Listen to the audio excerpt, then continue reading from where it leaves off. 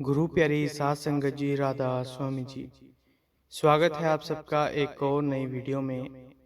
संगत जी, बहुत से संगी ऐसे हैं जो कि भजन बंदगी करने के बाद कुछ ऐसी गलतियां कर बैठते हैं जो कि उन्हें नहीं करनी चाहिए, जिसके कारण उनकी बात नहीं बनती, अंदर का पर्दा नहीं खुलता।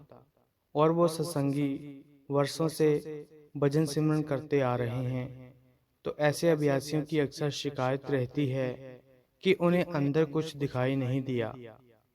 तो संगत जी, आपके आगे यही विनती है कि साखी को पूरा जरूर सुनिएगा।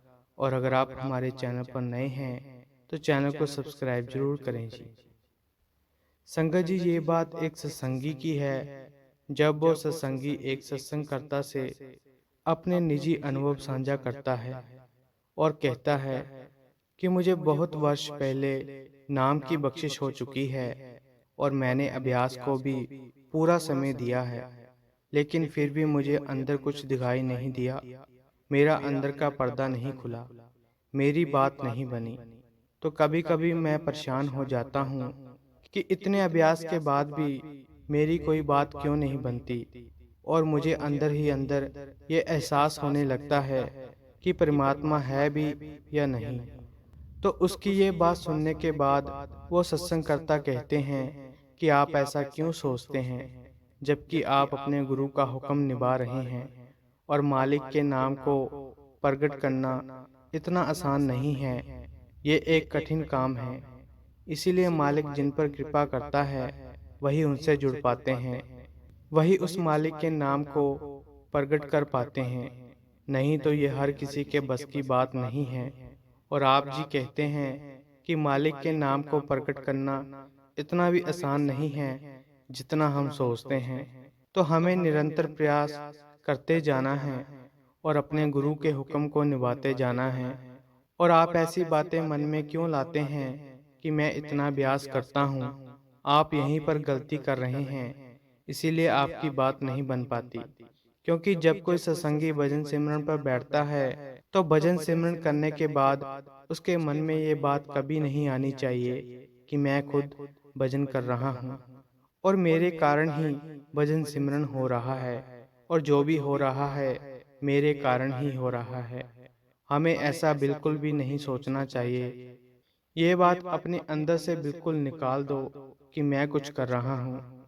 और भजन करने के बाद हमने केवल एक बात ध्यान में रखनी है कि हमने जितना भी अभ्यास किया है उसको मालिक के चरणों में अर्पित कर देना है। जैसे हम बीज को धरती को अर्पण कर देते हैं और फिर धरती उस बीज का पालन पोषण करती है और उससे वृक्ष बनता है, तो ऐसे ही हमें भी अपने भजन बंदगी को मालिक के आगे अर्पण कर देना है और सब कुछ उस कुल मालिक पर छोड़ देना है।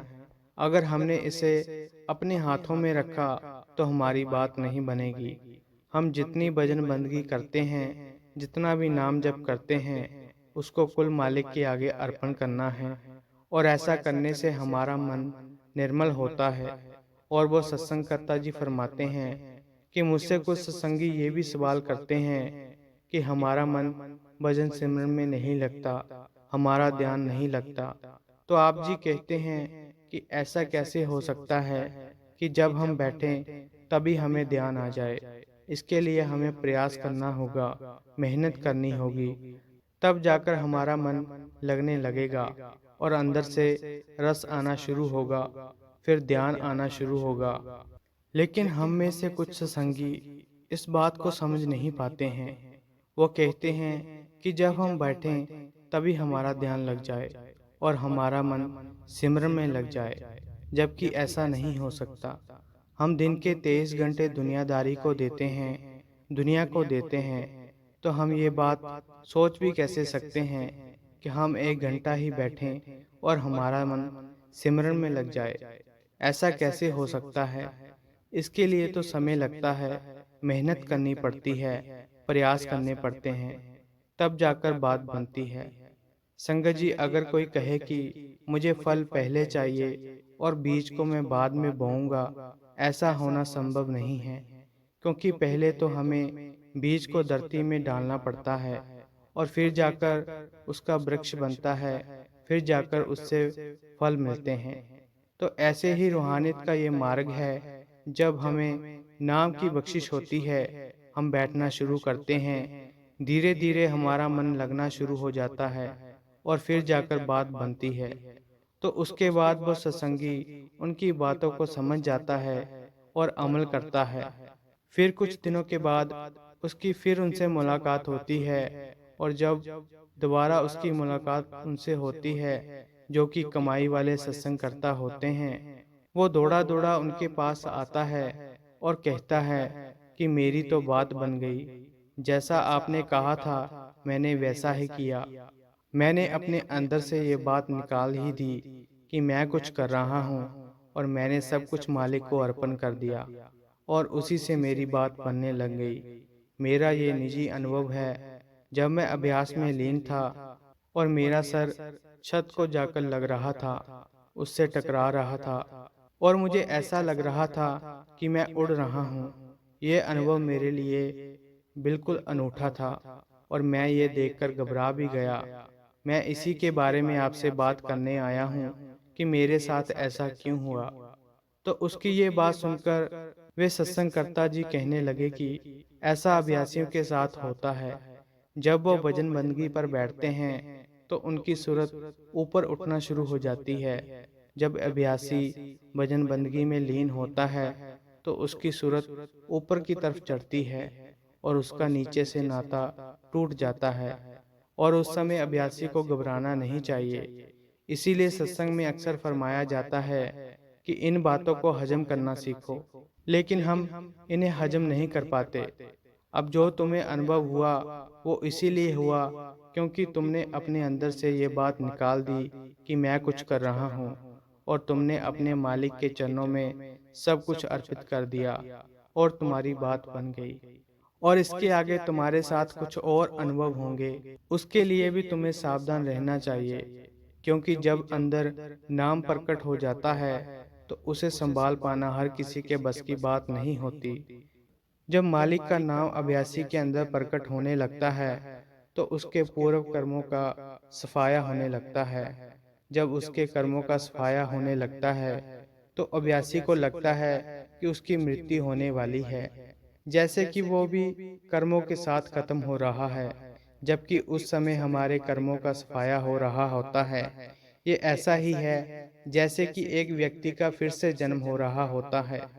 एक जन्म तो वो है जो हमें माता पिता से मिलता है, जो कि हमारी देह होती है, लेकिन एक जन्म वो है जो हमें मालिक की कृपा से हासिल होता है, जो कि आत्मा का नया जन्म है। जब हमारे कर्मों का पूरी तरह सफाया हो जाता है, उस दिन हमारा नया जन्म होता है।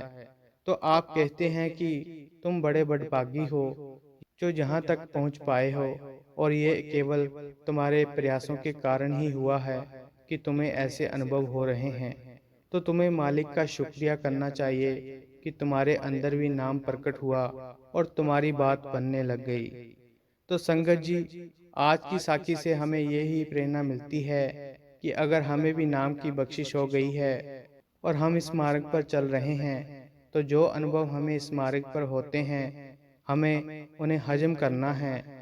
और जो गलती अक्सर सत्संगी करते हैं कि वो भजन सिमरन करने के बाद कहते हैं कि हमारी बात नहीं बनी, हमें कुछ दिखाई नहीं देता, वो केवल इसीलिए है क्योंकि उन्हें इस बात का अहंकार है कि मैं कुछ कर रहा हूँ। और जब वो अहंकार अंदर से चला जाता है कि मैं कुछ कर रहा हूँ, उस दिन हमारी बात बनने लगती है, हमारा सफ़र शुरू हो जाता है और हमें अंदरूनी अनुभव होने लगते हैं। तो संगत जी, अगर आपको ये साखी अच्छी लगी तो लाइक शेयर और कमेंट करें, और चैनल को भी सब्सक्राइब जरूर करें जी। राधा स्वामी जी।